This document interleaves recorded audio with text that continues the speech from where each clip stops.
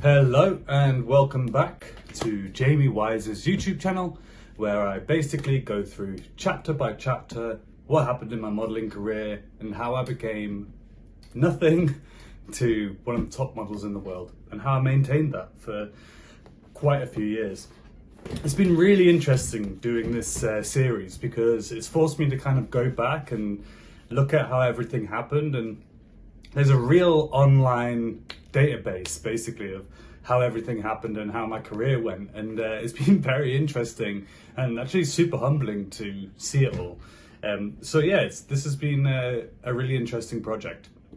But in the last video I was explaining how I'd been in Milan, I'd worked a lot, I'd been treated kind of unkindly by my agency, and I still wasn't quite sure if this was something that I wanted to do. And so I finally left Milan. I'd been paid that 800 euros. I was going back to England a little bit dejected, but I did have new shoots. I had an editorial that was coming out. And I had just generally, Milan had given me a sort of overview of the toughest aspects that I was going to have to face within the industry. Loneliness, rude people, a lack of work and money, not really knowing what I was kind of doing. It had given me a really strong overview of everything. So even though I was going back to London a little bit dejected, I also was going back with significantly more experience. So, you know, I landed, I went into my agency, I was chatting to my agency, you know. Every time I go into my agency, I'm always like, everything is great. It was the most amazing experience of my life. Because you never really, you never really want to clue your agency in on the fact that you might be struggling. And so, you know, I went into my agency and everyone was super excited to see me, super excited about the future work that I was going to do in that Elite, the modeling agency that I had signed with in Milan. They were really happy with me. They were happy with everything I did and the way that I carried myself, despite my arguments with one of their agents, etc. They were super happy. You know, I will say, at that agency, there was this booker called Val. Val, unfortunately, is no longer with us, but he was a kind man. He had a very, very kind energy, and he was very lovely. And before I left Milan, he sat me down and told me how much he believed in me and how much I was going to succeed. And he was one of the people who, you know, was very nice. And this tends to happen in the fashion industry. The people that have got, you know, success and status, they tend to be really relaxed and chill. The people that are trying to amass status and success, they tend to be the ones who will try and cut other people down on their path. It's not all the time like that, but it did happen to be, you know, that did happen to be my experience a lot of the time. But anyway, I landed in London, and obviously straight away I'm like, money, money, money, money. And back then, a week would feel like a month, you know, because I'm just waiting for things to happen. Everyone's telling me things are going to happen. I'm waiting for things to happen. I'm like, I'm gone all in at this point. I don't have another job. Now I'm like able to loan money from my agency on my account. So they would give me like pocket money, and they would put me up somewhere to stay. But every week that I was in this place and every week that I was getting pocket money, it was taking away from my future wage, from whatever job I might have done otherwise. So when I hit London, I hit the ground running. I was a model, I was going to castings. It was the last remnants of London Fashion Week, so I was going to London Fashion Week castings. When I was in these castings, I no longer felt so much like an imposter. I felt like I belong here. Like I've gone on a work trip for almost 2-3 months to a foreign country and survived. I deserved this. You know, I started to feel a little bit more like that. And so all of this stuff was burgeoning in me, this confidence, this direction, what I wanted to do, and my resoluteness to do it. And so I was going to all these castings and doing all this kind of stuff, and I ended up booking a job. And this job was going to pay me £2,000. That's a lot of money. And this job also happened to be for an e-commerce company called ASOS in England, who I had heard through the grapevine, they pay their models a lot of money. A random story, the person that I did my first ever test shoot with, it was with another model from Models 1 was there with me too. But we were so different. He was very uncomfortable with the more, you know, homoerotic stuff, etc. And he was like a very typical straight guy model.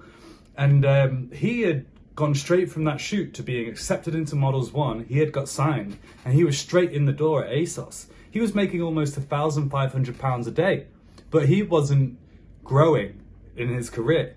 I had been going to Milan, etc., and got this new agency. He only had one agency, which was the London agency. But I remember at the time being like, I would prefer this. I would prefer to be a part of this ASOS situation. And so I booked the ASOS job, and I'm like, oh my God, they're going to continuously book me, and it's going to be absolutely amazing.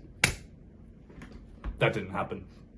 But I did book a job with them. And so I went to the shoot, and it was in a beautiful studio in London, in the north of London, and there was a whole setup, and the guy was using a Hasselblad film camera. You know, it was very, very professional and high end, and I was so happy to be there. And you can see on the pictures because I look so innocent and happy. And I did the shoot, and all of a sudden, this advertisement was all over the internet. So I had friends, I had people that I'd met along the way messaging me, being like, Jamie, I just saw you while I was on Facebook. Jamie, I just saw you while I was on YouTube. And, you know, this started to feel pretty good. I was like, okay, now when I tell people I'm a model, they won't just kind of laugh at me and they'll be like, well, you know, he's doing something now. And so I was starting to feel pretty good about it. So I did this one job, and then I booked this editorial with a photographer called Harley Weir, and it was for a magazine called Citizen Kane. And I didn't realize at the time, but I was actually the star of this shoot. So I was the main boy, and I didn't realize again, but Citizen Kane was a huge magazine, like a huge high fashion men's magazine in Paris. And so I did that shoot, and I met this girl called Harley, who would end up becoming a girlfriend of mine. At this point, you know, when I first met her, I was on the shoot, and I'm mega professional, so I didn't even flirt with her then.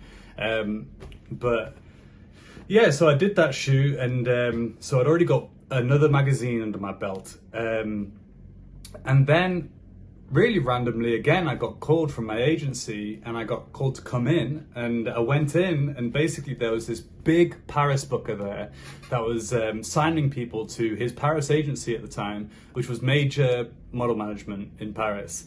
And his name was Roger, and he was like this tall 6'4" dude, French dude with a very thick, sexy accent, who, you know, he wore like basketball clothes, and like he was proper, like, he was just such a cool dude. And there was about 20 models there, and we all went in with him and had a conversation with him, and he took pictures of us, and then we all left, and we didn't really know what was going to happen after this. But so he left, I left that whole situation, carried on with my castings. I didn't book any more editorials at this point, but I got that one editorial and this ASOS campaign under my, you know, in my book. So I was feeling, you know, quite excited anyway. And so he went away, I left the agency, and then I remember, you know, one of my big excitements was the prospect of going to America for modeling. I really wanted it. And, you know, I came back from Milan, arguments with agents, and I felt more confident. And so I remember all the models that I was with basically saying how they had New York agencies and how they were going to New York. And the moment I landed back in England, I was like, I want to go to New York.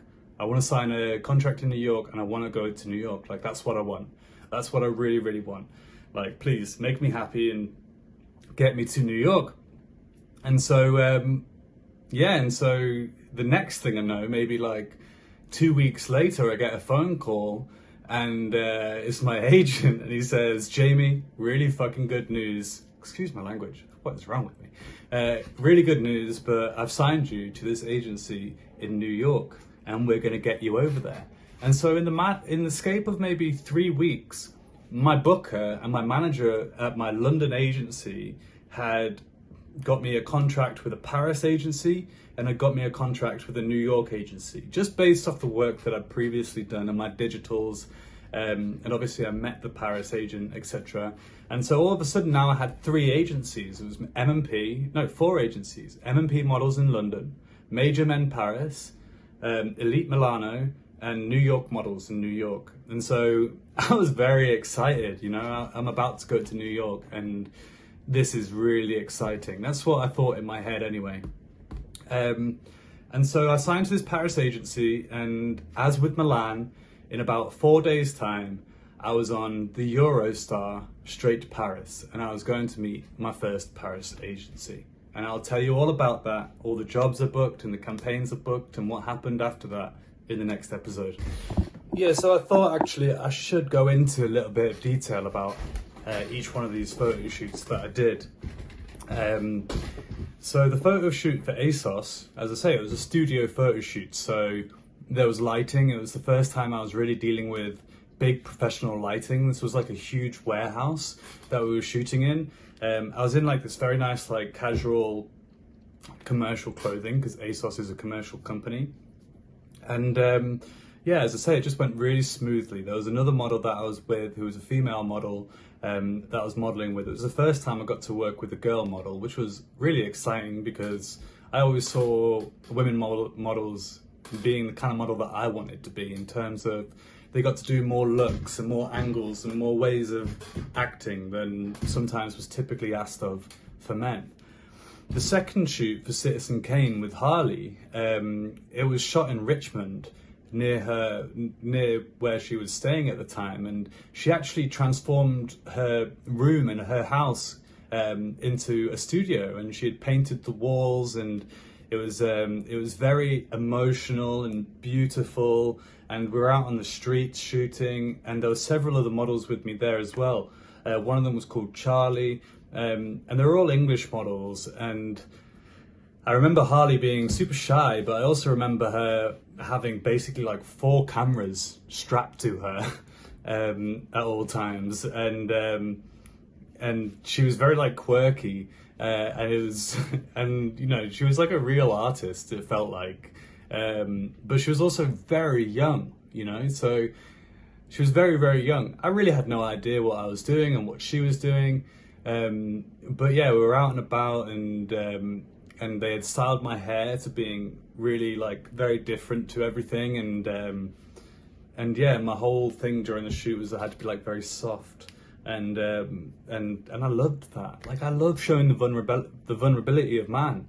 You know, I was a rugby player for a long time, and I grew up in a really rough part of Newcastle. You know, if people from my home heard me say this, they'd probably be like, that's not real, but it was real. A lot of times when I was out and about in my hometown, we'd get into trouble without even asking for it. You know, there was a lot of people that wanted to fight. There was a lot of people who, you know, wouldn't think twice about hitting me with a metal pole or something. It was rough. It was far rougher than the majority of people I've ever spoke to their childhood. It was rougher. And so I'm a tough guy. And from that toughness, I can show my vulnerability, because when I show my vulnerability and my softness, I'm like, well, challenge me on it, you know, like, what are you going to do? You know, what are you going to do, big macho guy? I'm not afraid of very much in that regard, you know, and so I can be soft, and I like that. But I also did a third shoot, which was for Idol magazine, and this shoot was also on the street, and I was in like sarongs and stuff like this, and I was in this like cold house, and with these like kind of, it seemed like student photographers at the time, but the stuff they put on me was like this like Greek jewelry, and I had to be like this Greek statue god, and I was freaking ripped at the time, and so I really felt like a Greek god. But at this time, my whole look as a model was this. Like, I was always like frowning and very serious and like, ooh, you know. And later on, when I joined another agency, I'd receive a comment from the head booker, which really changed the way that I did every single modeling thing that I ever did. But I will tell you that in the next video. But yeah, that's a little bit more information about those photo shoots. And again, I didn't get any of the pictures back, aside from the ASOS one, for quite a while. I would actually take a trip to New York in the meantime, and these pictures wouldn't come out until I came back from New York. So thank you very much for watching. I hope you enjoy. Please like and subscribe. My name is Jamie Wise, and this is my modeling journey. Thank you.